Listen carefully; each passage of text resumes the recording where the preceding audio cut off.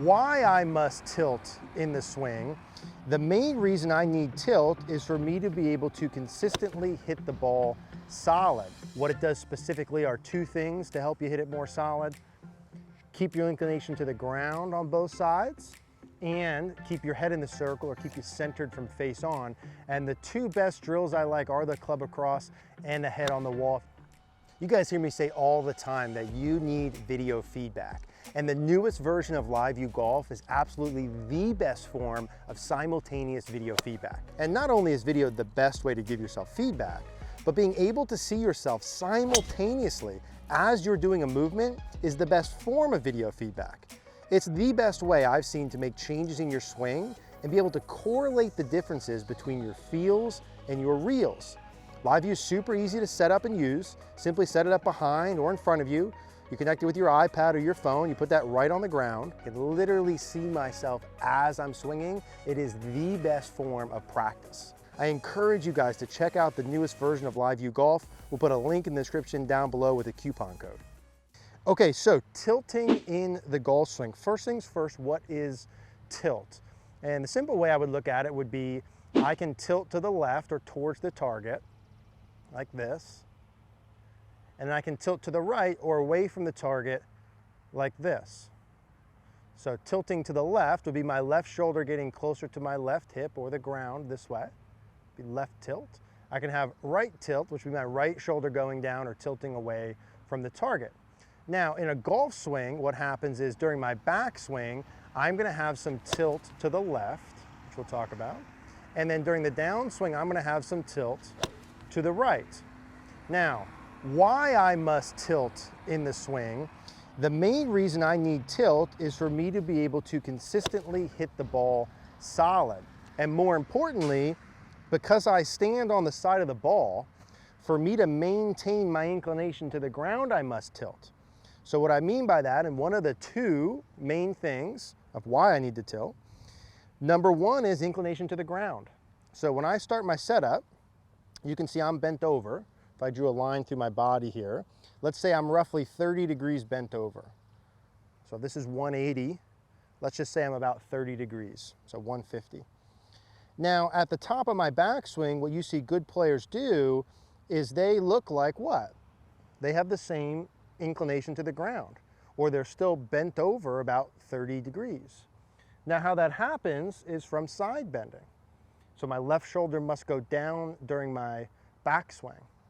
As an average amount, let's say I have an 8-iron here, I'd go down, my shoulder tilt would be about 35 degrees or so.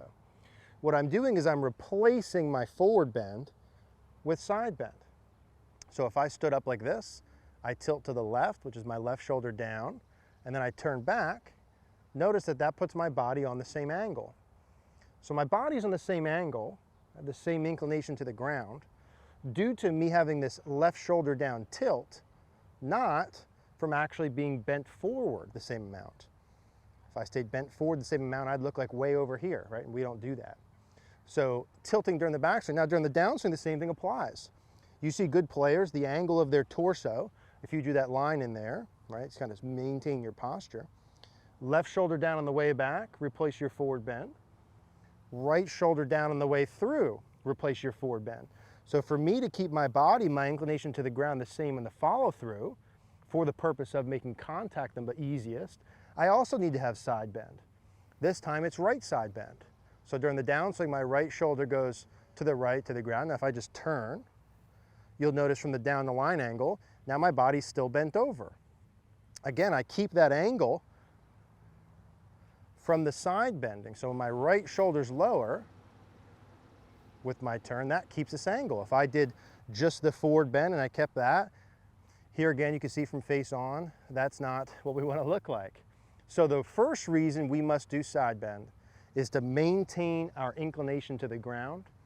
The idea is to replace the amount of forward bend we have with that amount of side bend during the backswing or tilt, and the same thing on the way through. The second reason why we need this tilt is to keep our head centered and our body centered. So from the face on angle, if I drew a circle around my head, and you could look at this really from both angles. If I turned my shoulders level to the ground, notice what happens to my head. From the face-on camera, you can see that my head works outside of the circle, away from the target. That moves my low point too far back. It makes contact very difficult for me. Also, from this angle, you can see when my left shoulder goes high, that my head comes off the forward line that it started with. Imagine in its most basic form, my idea is to hit this ball as well as I can, as consistently as I can. Would you teach someone, hey, keep your head relatively in the circle you started with? That would probably be the easiest. Or would you teach them, hey, during your backswing, make your head go up, to the right, then back down and forward, right? You would do the first method. You would keep your head in the circle. And that's really the second thing we must do, and why we need to tilt, is for me to keep my head in the circle, my left shoulder has to go down during my backswing. And then from face on, for me to keep it there from about halfway down through, my right shoulder needs to go down. If my left shoulder goes too high during the backswing, my head goes off the ball. If my right shoulder goes too high during the follow-through, my head goes forward of the ball. The goal is to keep your head in the circle during the entire backswing, a little bit down and forward with an iron to start, but then it stays right in that new circle all the way through. And both of those are done with the side bend or the tilting. Okay, so in terms of feels, right, if you want just a simple feel of how to do this, I would say you want to get your tilt during the backswing or the side bend from a combination of two things, really. One is going to be you feeling your left shoulder working more down. You can also feel your right shoulder up, so do the same things, but the shoulder tilt. The second one's going to be the leg flex. So part of this angle of me keeping my body in this inclination I started with is my left knee has to gain some flex or increase its bend a little bit as my right leg goes back. So if you want just a simple feel to start with, you would feel your left shoulder down and your left knee down during the backswing. So here's my normal setup. I'm going to try and keep my head in the circle from face on, replace my forward bend with tilt from the down the line angle, and I'm going to do that from feeling my left shoulder down and my left knee down. How much of that do?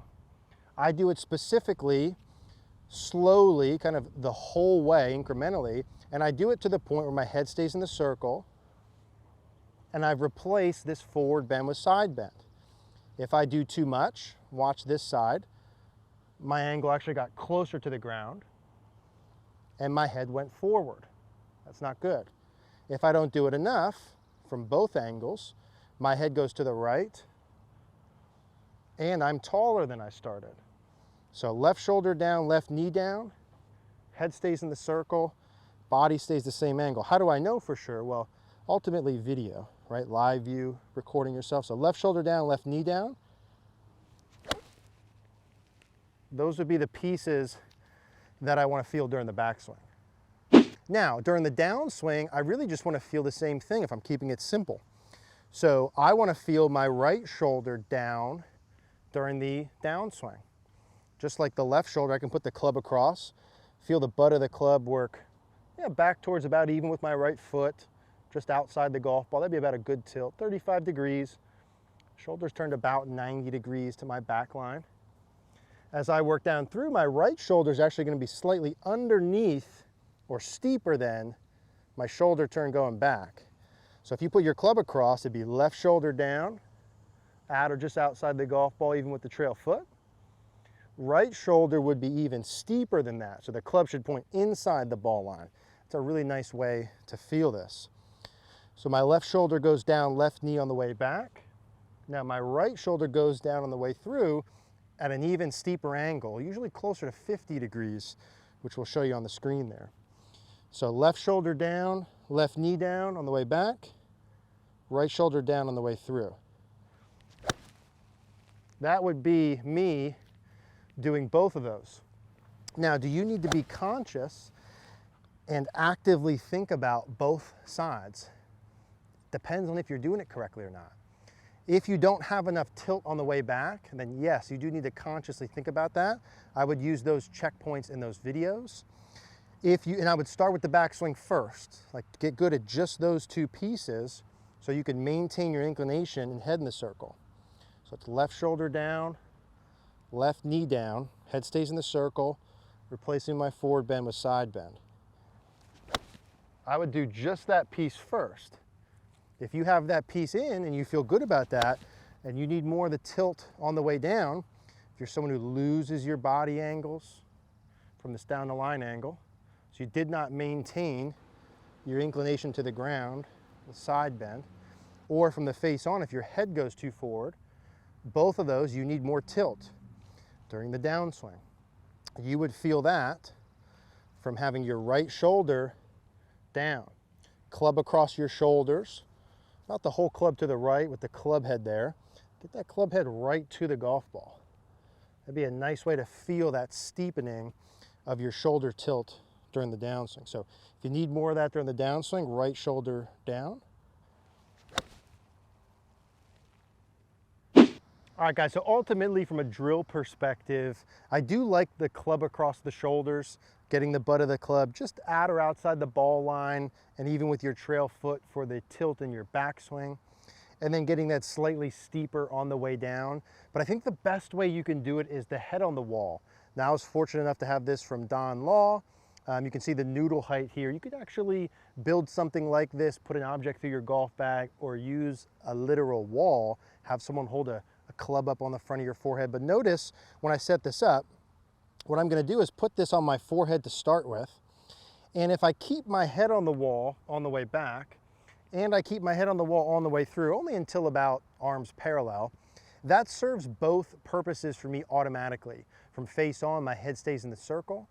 From down the line, I maintain my inclination to the ground. So it forces me to do the turning, the tilting, extending, and doing the tilting one. Now notice at height-wise, this is only in line with about the bottom part of my neck, so it should be lower than your head.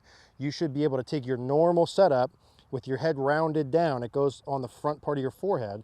And the idea here would be keep my head pressed into this till about left arm parallel, and the same thing to about right arm parallel on the way through. So I'll hit a couple so you can see here, but this would be a really nice way to feel this. Left shoulder down, right shoulder down. And that's a really, really nice sensation. You can see, like I'm gonna see as I do it, where do I start to come off? And those are the ways, and those are the times that I need to feel the tilting even more on both sides. So this is an absolutely excellent way to practice tilting back and through. All right, guys, so the last part here that I wanna go over is how your tilt changes per club. And the basic idea is it doesn't really change. Now, it's gonna change a little bit automatically. When I say it doesn't change, what I really mean is the feels that you have will remain the same. We're trying to replace the amount of forward bend we have with side bend on both sides. So, due to our setup, like let's grab a sand wedge versus an 8-iron versus driver. The shorter the club, like sand wedge, I'm more bent over at setup. So if I'm trying to replace that with side bend, I'm gonna have more tilt, right, or side bend during my backswing because I was more bent over at setup. But I'm still trying to go about 90 degrees to my back line. Now with an 8-iron, I'll be just a little bit taller. I'm still trying to replace that forward bend. And then with a driver, I would be the tallest. Notice I'm much taller here. So I'm still replacing my forward bend, but because I wasn't bent over as much, I won't have as much tilt. All right, guys, thank you for watching today's video on tilting. Sort of the simple thing here is tilting on both sides is gonna make it a lot easier for you to hit the ball solid consistently day to day. The little more complicated stuff is what it does specifically are two things to help you hit it more solid. Keep your inclination to the ground on both sides, and keep your head in the circle or keep you centered from face on.